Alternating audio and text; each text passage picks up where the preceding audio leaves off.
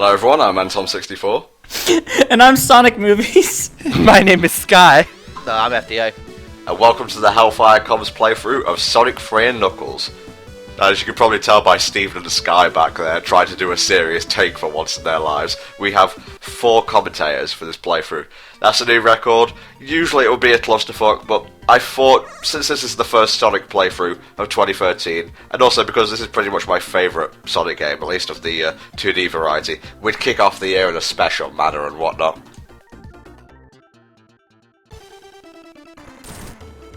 I will say, anyone who doesn't know, there was an alternate opening to this game where, instead of flying on the tornado and turning super, Sonic surfs up to Angel Island. I have no idea why they took it out, because it was funny as fuck.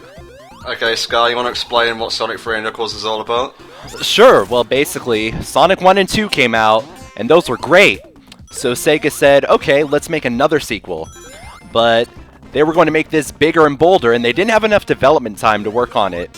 So what they decided to do was release one half of this game in February of '94, and that was Sonic the Hedgehog 3.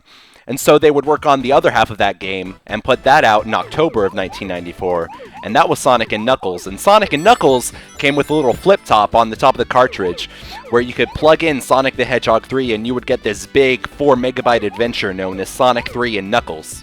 On disc DLC. Yeah, it was. This is Sega being douchebags before Capcom were. Fuck you, Sega. You could actually plug other things into the top of the Sonic and Knuckles cartridge, like... If you know what I'm saying. Yeah, you know what I'm saying. Sonic 1, Sonic 2, where you could actually play as Sonic 2 with Knuckles, which was pretty interesting. They tried to do it with Sonic 1, but apparently the red of Knuckles' shoe didn't fit well with the color palette of Sonic 1, so it had to be dropped. So they just said, fuck it. They did! They were like, fuck it! I don't give a fuck. We have a color palette that we always stick to. Well, no, actually, the color palette, Sonic's color palette changed slightly between 1 and 2. So there was a slight difference in the color palette, but it wasn't really noticeable. It just kind of fucked them over when they came to try and import Knuckles into 1. This is the first time that when you get a Chaos Emerald for the first time, it's actually green. And so it kind of like makes sense. Wow, getting the colour of an actual emerald. Yeah, right? Hello. Although this would be the game that 3 and Knuckles would be the game with the emeralds actually transition from actual emerald cut to diamond cut. So this is really the last game where they should be called the Chaos Emeralds. They brought back the original cut for the Soul Emeralds in Rush Adventure, though. Yeah, but those are the Soul Emeralds, that's not the same. One thing I love about Sonic 3 and Knuckles is that at a lot of times it takes what people expected in a Sonic game and turns it on its head. Because obviously in this one we start with like a green level, like Green Hill and Emerald Zone. But after a minute, Sega's like, fuck that shit, and they set it on fire. Which, I think that is genius on their behalf, because that's clearly intentional. It's kind of funny if you think about it in terms of the story. Robotnik and Knuckles are meant to be working together, and then Robotnik's like, fuck it, I'm just going to set your home on fire. It might smoke out Sonic at some point, but whatever. Exactly. There isn't a moment where we see Angel Island get the fire get put out. So we should just assume that to this day, Angel Island's still on fire. And it's ironic because it's right next to fucking Hydro City, so it could easily be put out. But it's like, fuck it, I don't give a fuck. Yeah, Knuckles could probably just push the entire zone into the water. Angel Island zone is currently on fire. What, that island's carrying a fire? Because that makes sense. Why aren't you getting the rings, man? You aren't getting the perfects. This run is abysmal. Now, here's the thing here, actually. Back in the day, I always thought you would go faster if you collected the rings. I didn't know anything about continues and whatnot for 3 and K at least, so I actively avoided them, and I guess that trait just carried over to these runs.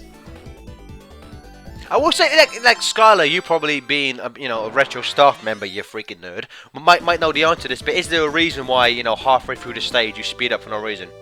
Just to add to the challenge, I guess.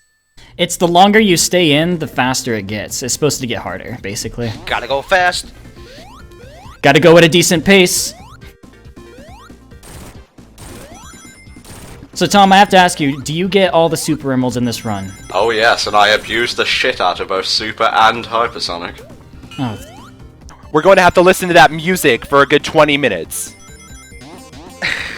You don't actually have to, because when you get to the Knuckles sections, obviously once you get all the Chaos Emeralds, if you don't get any of the Super Emeralds, once you reach Doomsday Zone, you will just turn Super. So it is possible to complete this game as Super Sonic and not Hypersonic. That's how I usually do it these days, because, to be honest, these special stages are old to me. They're just muscle memory.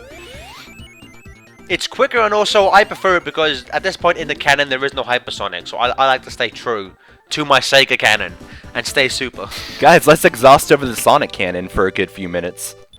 This is the last game before he was given green eyes. Fuck you, Sega!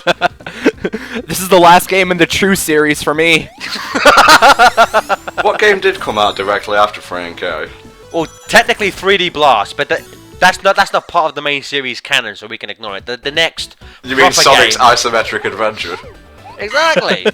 Pseudo 3D Blast. Sonic Marble Madness. Hey, Knuckles! Hey, if you give me 50 rings, I'll give you a Chaos Emerald. Yeah, that doesn't make any sense. Both Knuckles and Tails are like, yeah, I ain't taking you unless you pay me. But we have to save the Flickies. Fuck that shit, man. You're not gonna get paid. I got to get paid and laid. But we gotta stop Robotnik. Nah, give me my money, man. We don't live here. Fuck the Flickies. Knuckles and Tails are getting rich off the extortion of the Flicky race. Bastards. What do Knuckles and Tails do with those rings? Use it to buy more rings, of course. They use it on extreme gear. I think you realise we've exhausted an entire game's worth of commentary for 3D Blast now. Well, to be fair, I don't. Why would you do it? You might as well just do Green Grove Zone and call it a day. Because the rest of the levels are exactly the fucking same. Put Green Grove Zone in like 7 times. Just put a video of Sonic 3D Blast in the corner, it's the same thing. Yeah, no, just do Green Grove, but on each different zone put a slight colour tint. Oh, it's grey here, it must be Rusty Ruin Zone. Oh, it's blue here, it must be Diamond Dust. Green Grove Ruin, Green Grove Spring Stadium. Yeah, it's the same thing. Every time Skylar says, yeah, he sounds like Christopher Walken. We are not going through that again. No, because you're Christopher Walken. I saw that video and all of those Christopher Walken impressions were so bad I stabbed my eardrums with a knife. Well, sorry to hear about that. Steven does the best Christopher Walken.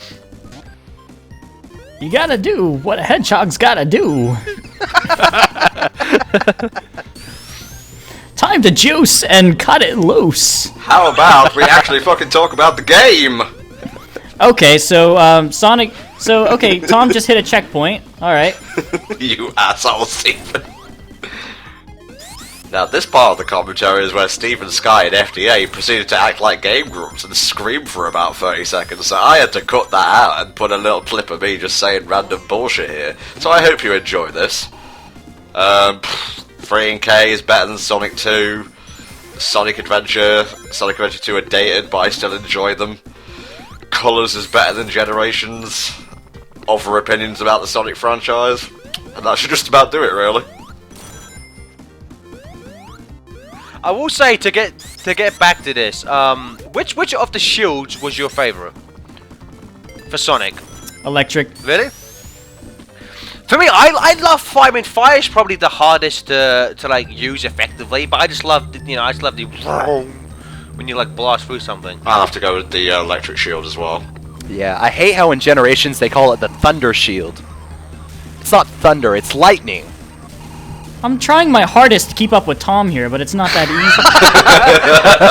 I will say the Backbone port that they use for the Xbox Live PS3 downloads and the Mega Drive Ultimate Collection really fucked up the sound effects for those bombs dropping. It sounds abysmally bad. It sounds so bad in that collection. Oh, hey there, Sonic. Just been busy blowing up Angel Island. Blaming it on you. Knuckles won't know a thing. You know, actually, now that I think about it, Knuckles is going to be right there after this boss. You'd think he would see this happening! No, Tom, please tell me you break the game at this point. It is possible after Knuckles drops the drawbridge to jump up and land back on this platform, and the game will just stay there for as long as you so choose.